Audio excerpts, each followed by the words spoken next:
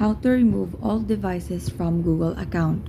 So first off is to launch the Google application.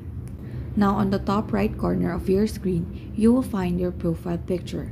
Tap on that and then tap Manage your Google account. Now scroll through these tabs and find Security.